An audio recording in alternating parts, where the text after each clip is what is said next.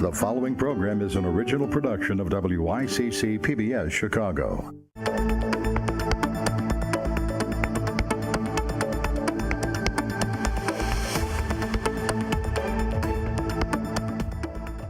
Welcome to the Chicago Bar Association's Justice and Law Weekly. I'm Dan Cotter, president of the Chicago Bar Association. Most people do not think of lawyers as talented singers and dancers. However, for many decades, members of the Chicago Bar Association have produced a musical show performed each December. Here to tell us about the bar show are Emma Smoller, Larry Aronson, and Cliff Berman. Ms. Smoller of the Smoller Law Office concentrates her practice in civil litigation. Mr. Aronson is a partner with the law firm of McDonnell, Bainon, Holbert, and Berghoff LLP. His practice concentrates in patent prosecution. Mr. Berman is Senior Vice President and General Counsel of the Catamaran Corporation. Welcome to all of you, and thank you for coming. Thanks for having us. Thank you. Cliff, get us started. Can you give us a brief history of the show? Sure. The first bar show was in 1924. It was actually called Christmas Spirits at that time, and it was just the holiday entertainment at the Chicago Bar Association's annual holiday party. Then through the years, it expanded, started inviting guests and the public to it, but it was all male at that time. Not until the early 1970s did women become members, thank God, and they actually had to sue for the right to get in. There was actually a lawsuit that was involved. It was settled. The women were in. The show, since 1997, the show has been at the Merle Reskin Theater downtown, so it's really a professional experience at the theater. And Larry, can you describe the format of the bar show? It's a musical, but a lot of it's about local and national politics, right? Yeah, sure. So the show is, we like to think of it as kind of a rip-roaring, irreverent musical comedy review. It pokes fun at essentially anything in the news that's worth poking fun at, ranging from local and national political, sports, social, showbiz events and people. The show progresses through a sequence of very cleverly written numbers that are to the tunes of current hits and classic standards, and we have really high-end, high-energy choreography and staging in the production as well, and the audience is just generally very blown away by the high production quality of the show, given our high-end talented performers and director and choreographer and musicians. Cliff, we're going to show a clip of Somewhere Over the Healthcare Rainbow. Can you set up the scene for us? Sure. This is from last year's show, which was The Merry Old Land of Laws. So it was a parody of The Wizard of Oz. And in this particular number, cast members Latham Williams and Georgette Greenlee are portraying Barack and Michelle Obama. And they're singing one of Judy Garland's most famous songs. So, well, let's take a look at this clip. I know that one day we'll have affordable health care for all Americans. I just know it. Somewhere over the rainbow, way up high, there's a health plan I dreamed of once in a lullaby. Somewhere over this train wreck, vultures fly.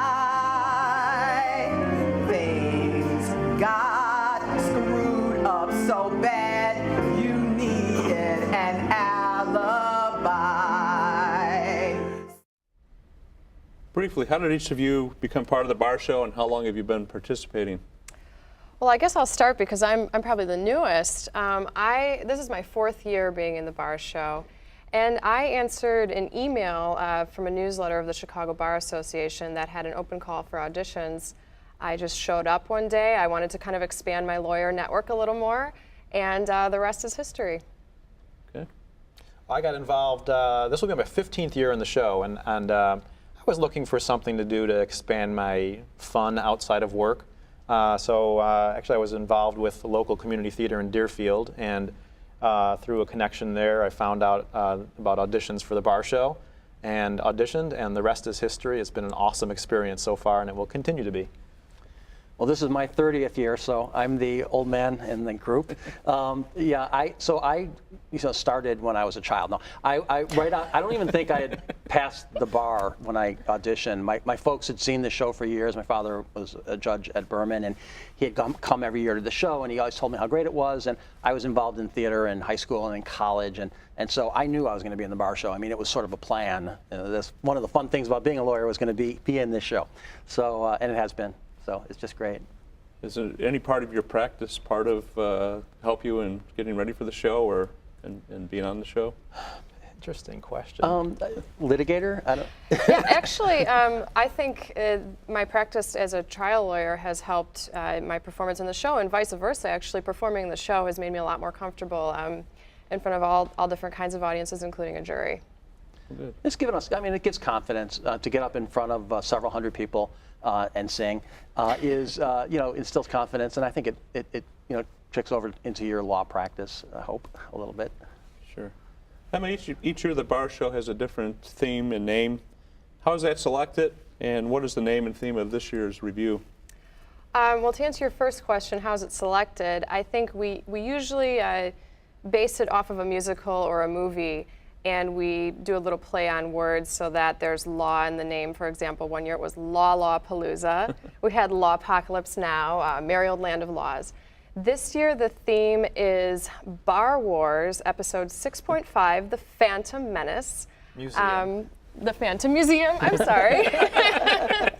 See what I mean? We really play on the words. And yes, so that's the name and theme of this year's show. And as you said, this year's bar show is Bar Wars episode 6.5, The Phantom Museum. What can people expect to see and hear? Is there going to be something in there about the new Lucas Museum? Oh yes, absolutely. I think one of the reasons that we chose Bar Wars episode 6.5, first of all, as you may have heard, there's going to be a release of Star Wars episode 7 upcoming next year. So it was a current film already on our minds, and also because of the Lucas Museum controversy occurring right now with the mayor and the Friends of the Lake arguing over the location of the proposed museum. So we thought it would be a great way to incorporate those really well-known Star Wars characters, Luke, Princess Leia, Yoda, Darth Vader, and sort of with a suspension of disbelief, place them in Chicago and have them take on some of this controversy.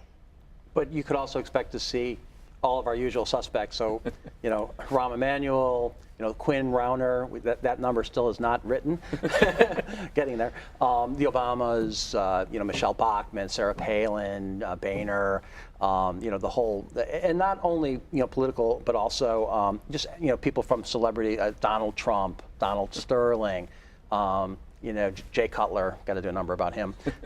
So we really cover the gamut. It's not just politics, it's also just, celebrities and things in the news for this year. Yeah. What part do each of you play in the production?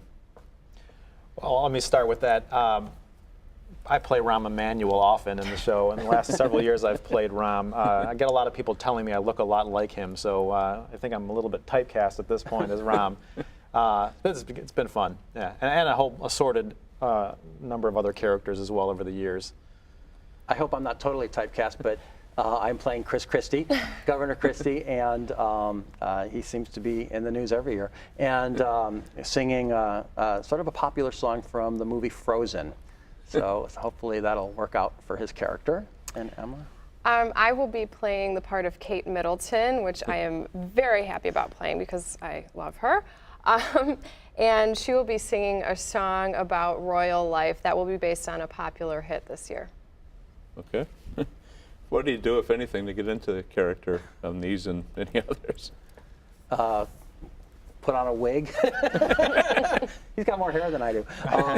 That does help. The makeup, the wig, the costume, sort of get you into the into the feeling, and it's really about getting the lyrics out. It's comedy, or it's all about trying to make people laugh, and so that's like our focus is getting into the lyric. Yeah. And I would just sort of agree with Cliff about the wigs. One year I played Hillary Clinton, who has hair very different than mine. So something about just putting on that wig really made me feel like I became the part. Yeah, and I guess when I go out there as Rahm, I don't have to wear a wig. I'm kind of just in the character. I have played a number of kind of hilarious, humorous characters with different voices, so it's trying to figure out what the right voice is for the character. Whether it's an old man like this or Kermit the Frog or something like that. It's a lot of fun. Yeah. And I also tend to get in the Steve Martin look every once in a while. Giving away all the secrets. Yeah, whatever. Well, Larry, speaking of clips, we'd like to show another clip. And can you set the scene for Ding Dong, The Gays Can Wed from 2013? Sure. So this was from last year's show, The Merry Old Land of Laws. And the show last year ran, as this year, in early December. And just 2 weeks before the show opened, Illinois legalized same-sex marriage. And we had this number in the show. It was a gigantic hit, Ding Dong, The Gays Can Wed, a really amazing play on words. Congrats to our writers, Cliff Berman and David Miller, on putting that one together. And so I play Rom in this number, and Jeff Marks plays Quinn. And the setup is we've just it's similar to how the Ding Dong, the Witch is Dead number occurs in The Wizard of Oz, but the dialogue is all about the same-sex marriages being legalized. And so there you have it. Let's take a look at this clip. Yes, let the joyous news be spread. The gays of Chicago at last can wed. Ding dong, the gays can wed. With no witch, we can't get rich. Ding dong, the gays can now be wed. Wake up, you Catholic head. These old ways are really dead. Ding dong, the gays can now be wed. It's out with the status quo. Let go, yo ho. Just open up your mind and let the hate out. Ding dong, the merry yo. Sing it high, sing it low. Let them know the gays can now be wed. No! No! Come to the clinic! Come on, everyone! Come to the clinic! Besides singing, dancing, and acting in the show that we've seen already, cast members have other jobs. Cliff, you're a co-head writer. What does that entail? Well, with my co-head writer, David Miller, we basically are working all year round on the show. Just trying to, basically watching the news, always with an eye towards, will this be good in the bar show? And so, coming up with characters and figuring out what songs might make sense for them. And so it really is a long process. And then we layer on the creativity and involvement of a whole team, which some at this table, and mold that through time. And some songs still aren't even written. So most of our songs are written at this point. But like I said, Quinn and Rauner can't write it yet because that hasn't happened. And so it's a full year process. It's my avocation. And Larry, you're head of marketing, and you design the program covers. Can you tell us about that and that experience and what it entails? Sure. Well, over the years, I have become, I guess, kind of a de facto the graphic artist of the bar show.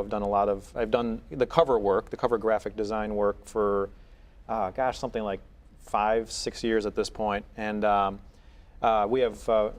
It's interesting to look back at them. It's quite fun. Typically, what happens with the cover design process is I will get some sort of idea from the writers and sort of a general sense of where we want to head with it, and then work in Photoshop and other tools to create what I hope is a high-end, good, high-quality image that we'll use. And as head of marketing also, I head up and push people to sell tickets, which are available right now, barshow.org, and other sorts of marketing moves to try to promote the show. Well, good. And Emma, you are on the Creative Steering Committee. What does that committee do? Well, first of all, the bar show is really unique in that we're a very truly intergenerational endeavor. There are people who have just graduated law school and passed the bar, all the way on up to people who have been in it for decades. So the Creative Steering Committee, basically what happens is we get, the head writers have sort of a bare bones idea of what the script is going to be. And we go around with this committee, we bounce ideas off one another to make sure that the references are relevant, so that there are different viewpoints from different generations, different pop cultural references that might resonate with someone who just passed the bar exam, for example. And then we come up with a script that we can all settle on and that's truly enjoyed by a big audience. Well, good. This show is extremely unique in that it's written, performed, and produced by lawyers and judges. And you've taken it on the road, correct? Oh, absolutely. Yeah, we do road shows throughout the remainder of the year, starting in January actually, and then through around August, and for charities, various charities. We've been doing one at Oakton Community College for a long time. It's well attended. It's a great show. We do a scaled down show. It's more of an acoustic version. So in our show that's going to start in December, we'll have a larger orchestra. At our road shows, we just have a piano player. Cast is a little smaller. Our normal cast is around 55 people. Road shows, it'll be around 15 or 20. But it's the same numbers, and it's really well received, and we like being able to do that and benefit others in terms of charity. So I think it's good for the Bar Association. Yeah, it's fun to have the fun of the bar show continue throughout the course of the year. Yeah. It's a good time. Well, each of you have been participants in the show for several years. You're all busy lawyers. How do you find the time to be part of the show? Well, for me, it has become sort of a built-in part of the end of my year, because it really, for people who are in the cast who aren't the head writers, it's really nice and efficient how it's packed into the end of the year. And frankly, it's beneficial not only for me personally, but for my business as well, and meeting other colleagues. It's really great, so we just sort of build it into my schedule. Yeah, I would say the production staff is really respectful of the fact that we are lawyers. It couldn't happen if we had the number of rehearsals and the time commitment that you might have in other productions. It probably wouldn't work for us. But given that we are all lawyers and we have our practices, things are very well organized with the rehearsal schedules, and it works quite well. I mean, I've only practiced with the bar show as part of my life, so it's sort of natural. But I think, like, if I were a litigator, I don't know if I could have made 30 straight shows without ever having a conflict. But being an in-house corporate counsel has helped a little bit in that regard. And frankly, the people that I work with, they're really bought into the show. They come every year, they enjoy it, so they're real supportive of the involvement. So I appreciate that. How intense is the practice schedule? It's not really that bad. It picks up. We meet once a week for chorus, starting in late September, early October. We have dance and staging rehearsals on Saturdays, and we don't start the daily once-a-day rehearsals until really mid-November. So it is condensed. Yeah, right after Thanksgiving. Actually, last year and this year are a little bit odd given how late Thanksgiving is, but typically the way it happens is that we have these regular weekly or so rehearsals. And then right after Thanksgiving, we will rehearse Saturday, Sunday, every night the following week, then Saturday and Sunday, and then Monday night, Tuesday night, and then the show starts Wednesday. So it's very intense, but it's great. And one of the reasons it can work is that we have a number of different people with solos, and so the people are given their solos sort of early, and they can learn their solo. Some people have 2 solos, but so you could sort of learn it on your own to some extent. Why should non-lawyers come to see this show, and where can they purchase tickets or find more information if they're interested? I'll address that. First of all, there is I would say an older misconception about the bar show, that the show appeals to just lawyers, I guess because it's called the Bar Show and it's put on by lawyers. But the show really does appeal to a wide variety of audiences, and young and old, and lawyer and non-lawyer. And that's, if you think about the type of subject matter that we cover, we're not limited. In fact, it's hardly focused on law, frankly. It's much wider variety than that. So great appeal to a lot of different people. Tickets are available online at the Chicago Bar Association site. You can access that at www.barshow.org. And they're available, you can order them online or by phone.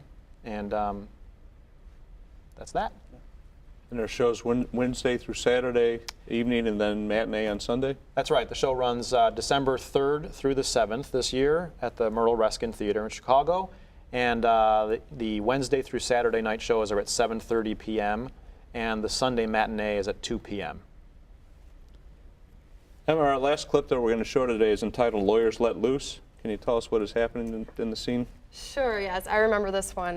This was from our show Lollapalooza, which was a few years ago. And it's actually the opening number to the show, and it was actually the first number that I ever did with the Bar Show. And the scene is setting up, you know, all the lawyers have had a stressful day, a stressful year, and they're just going to let loose at this convention that's in town, Lollapalooza. And it's sung and danced to the tune of Footloose. And it features our really great choreography by our Jeff Award-winning choreographer and director, Marla Lampert. Okay, well, let's take a look at this clip. There's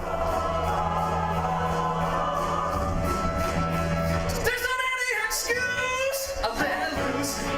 Kick off your white tennis shoes. Hey, Bradley, ask the corporal, say, get real. Hold on, a man on feel. Call honest truths.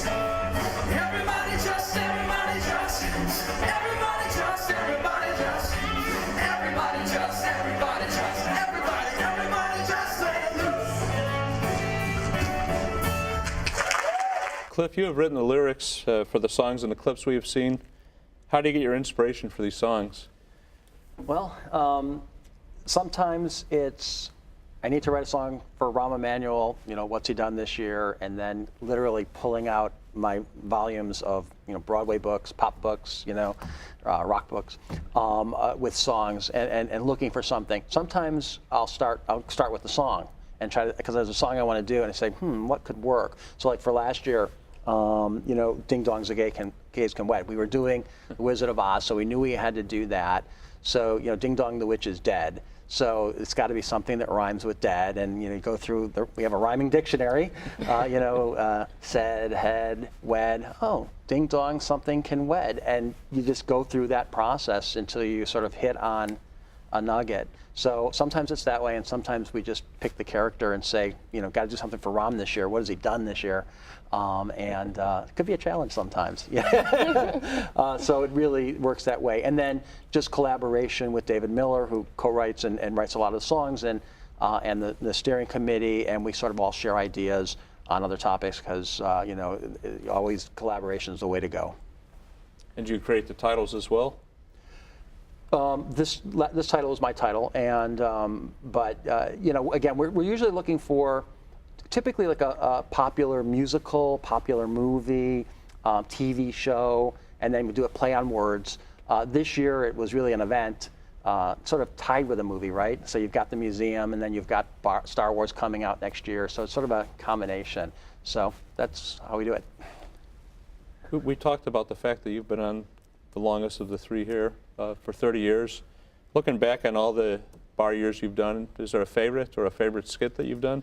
Oh, well, I'm partial to David and my first show as head writers, Lollapalooza. You've heard a lot about that today.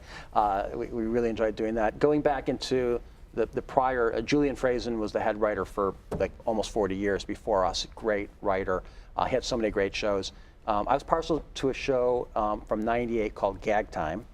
And in Gag Time, he did a suite of songs to Les Miserables, which was outstanding. And it was basically the Monica Lewinsky scandal. And so, you know, Jean Valjean is Clinton, Inspector Javert is Ken Starr. I played Ken Starr. And then, you know, Monica Lewinsky, I Dreamed of Dreams. And it was just really a wonderful, everything fell in place. So that would be, I guess, my favorite overall set of numbers. Okay. Larry, you've been on for 15 years. How about you? Favorite skits or favorite show? Yeah, actually, my favorite skit that I've been involved with was when I played Kermit the Frog on stage. That was just awesome. I got to operate a Kermit puppet and on stage with the puppet, and it was me, Kermit, and Bill Moyers singing about all the misunderstandings of public television. So it's kind of fun. Really a good time. That was a great skit. Yeah. And Emma, you've been on for 4 years. How about you? Favorite or? I have to say, hands down, playing Hillary Clinton singing "Call Me Maybe," which was Carly Rae Jepsen's big, you know, teeny bopper hit. Talking about "Call Me Maybe" for running in 2016. That was hands down one of my favorite numbers. And will Hillary appear in this year's episodes? Oh, absolutely. Yeah. Yeah, she plays a key role. And that last number before the closer, I think. Yeah. For the last several years, we mentioned the Bar Show has been performed at the Merle Ruskin Theater and is always a very professional production. For example, you have several wigs that we've discussed and costumes worn throughout the show. How do you underwrite the cost of all of this stuff? Well, our main source of funding for the show is ticket sales and sponsorships. So we want to sell as many tickets as we can, and the audience members people should come and buy tickets. And by the way, I forgot to note when I was talking about tickets that we also offer a group discount for tickets. So for something on the order of 20 or more tickets, the ticket price is reduced. So, and sponsorships, we welcome sponsorships, corporate sponsorships, and we have a number of fantastic sponsors, and we would love to have some more, but that's where our money comes from. Okay. And again, for tickets, where should they go, Larry, and how do they find tickets? Visit www.barshow.org and order your tickets now. And any closing thoughts or anything you want to leave us with for this year's show and a teaser? I welcome everybody, watching to come see the show. It's for everybody. I love having first-time people see the show because they always see it and they always say, wow, I'm amazed at how talented these lawyers are. They're really talented singers and performers I never knew. Even if you've told them ahead of time that's the case, they're still always amazed by that. And so I really think that, and it's laugh out loud funny. People, not just chuckling, we get people that laugh out loud, and that's our goal. And it happens every year, so we're very proud of that. It is an amazing show, and so Cliff Berman, Emma Smoller, and Larry Aronson, thank you for sharing your stories about the Chicago Bar Association and Bar Show. If you'd like to purchase tickets to the Bar Show or see additional clips, please visit barshow.org. I'm Dan Cotter.